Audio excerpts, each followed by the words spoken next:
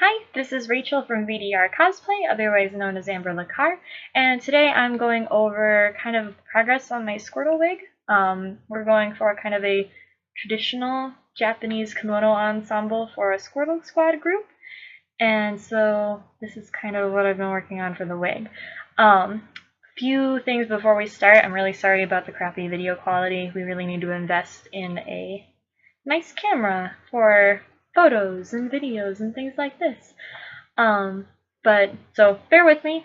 Also, I'm not an expert at all, so I'm just kind of making this up as I go along, and hopefully this helps somebody out there. I hope.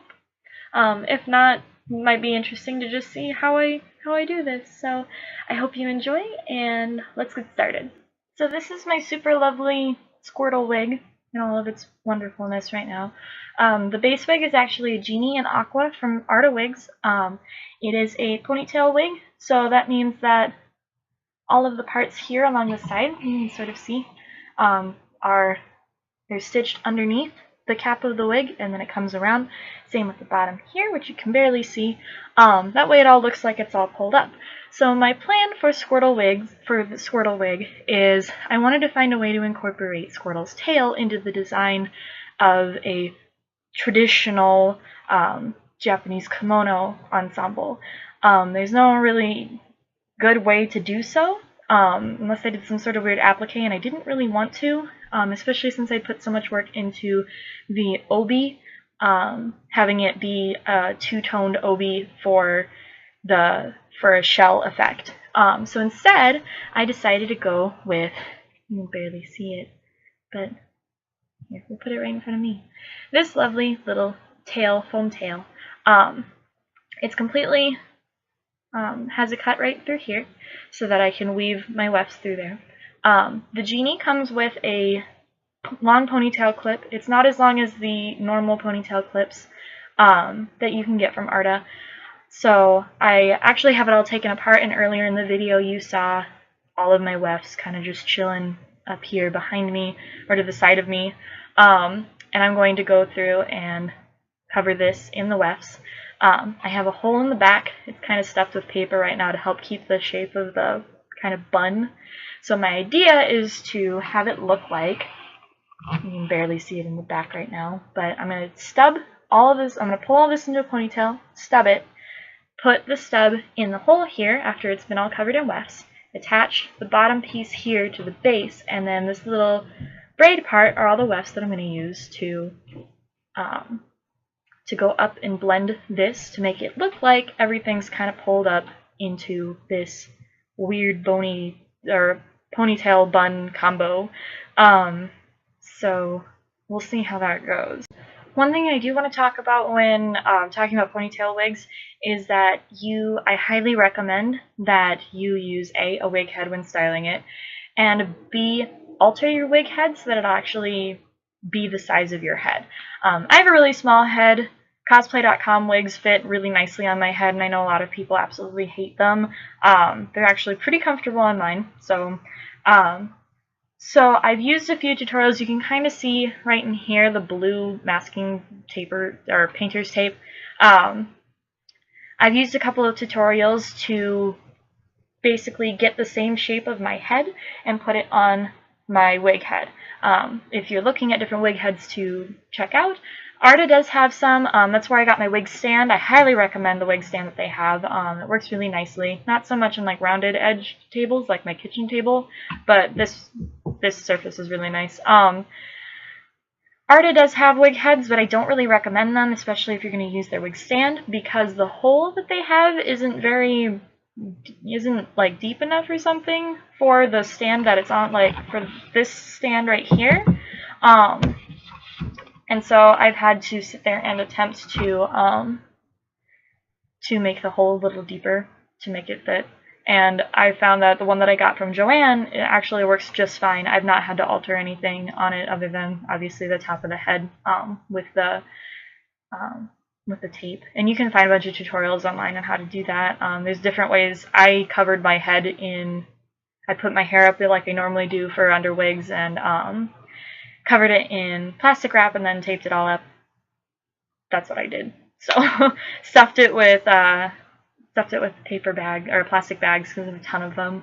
And so it actually has the nice shape of my head, because the first time that I tried working with a ponytail wig, it didn't fit on my head, since because the ponytail was too tight and it messed with the cap. So I highly recommend that.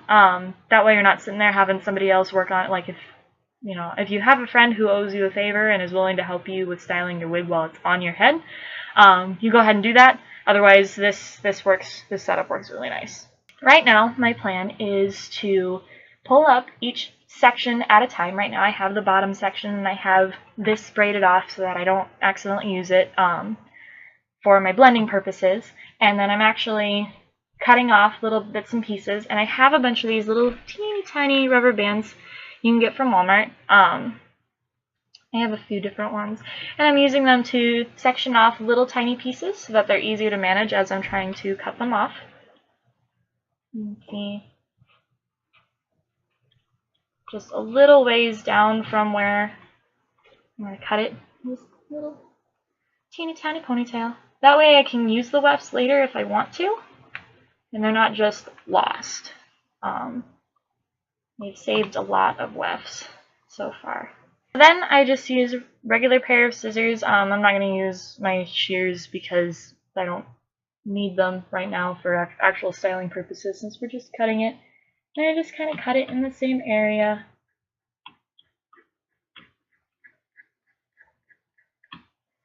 Ta-da! And then I got this, and I'm just going to set it aside for now. And then I'm going to keep working on this particular section, and then I'll pull back more of it. So there you have it. This layer has been sufficiently stubbed. It's not the most even, but that's okay because it's going to be hidden by the bun, the tail. So the next step before I continue to put up even more pieces is we're going to take, every time I say this, Brian makes fun of me. You're going to take caulk. I can't say it without sounding indecent, but we'll say quick seal in this case. I just got this at Walmart. It's pretty cheap. It was like maybe $3, less than $3 for this. So we're just going to, I've already cut it open.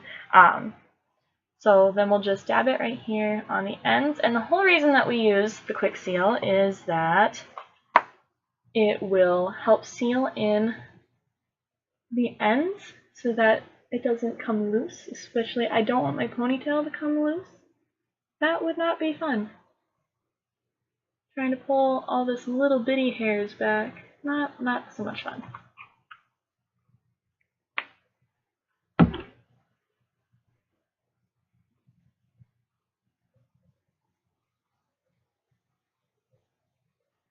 So while the base wig is drying, I decided I'm just going to move on to the tail. And what I found that I did that worked really nicely was to take my super long wefts and tie them off, cut them in half. That way they're a little bit easier to manage. And then some people like to use like tacky glue or fabric glue. I've just been using the tacky spray and it works just fine. So you just spray it onto the next area that you want to attach it to, like this. And then just smooth it on so you're covering up areas that the last layer of wefts missed, and just cover up the foam. And then I use a layer of the Got to Be Glued freeze spray right on top of it, just to make sure that everything sticks down and looks nice. Just put it like that. And the tacky spray I got at Joann. I don't remember how much it cost, but it wasn't an arm and a leg. And then the Gotta Be Glued. Most everybody knows you can get it like Walmart or anywhere.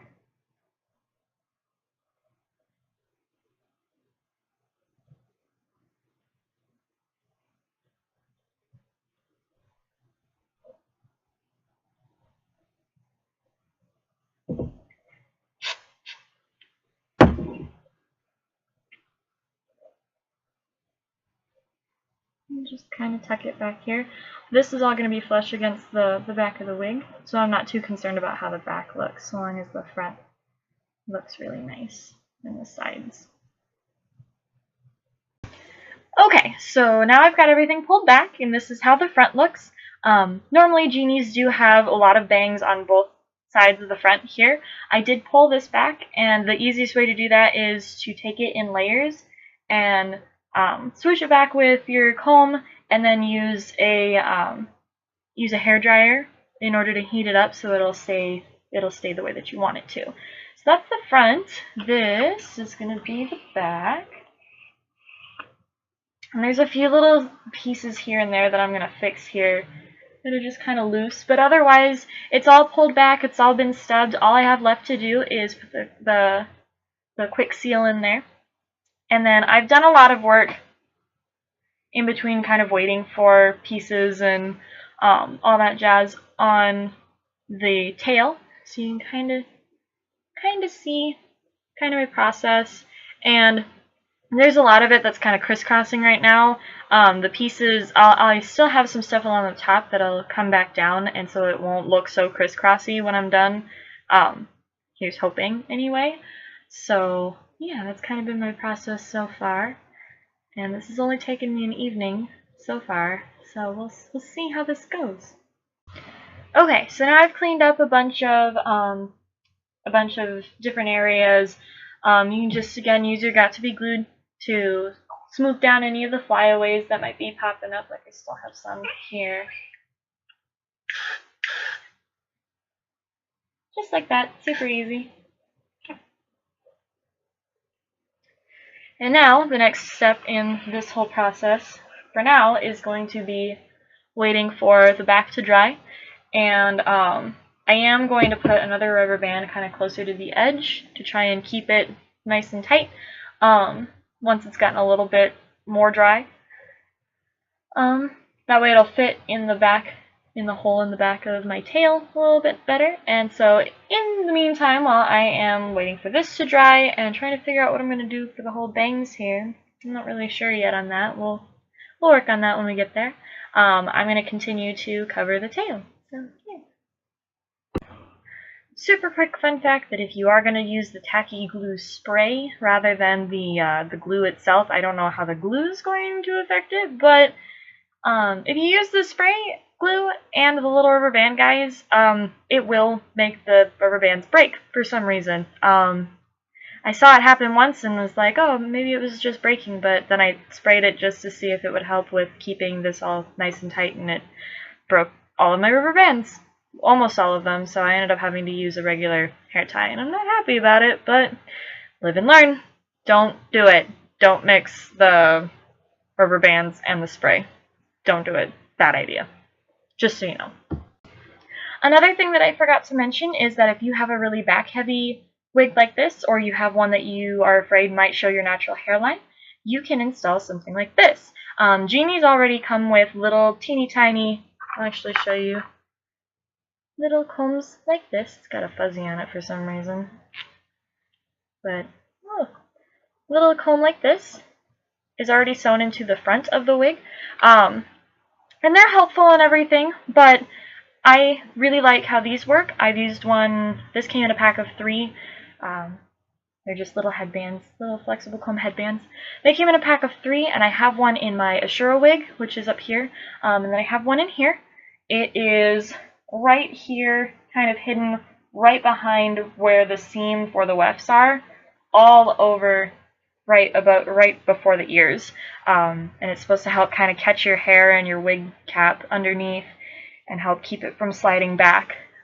With the way that this wig is going to be, I'm not too worried about it being too heavy in the back because this is really light.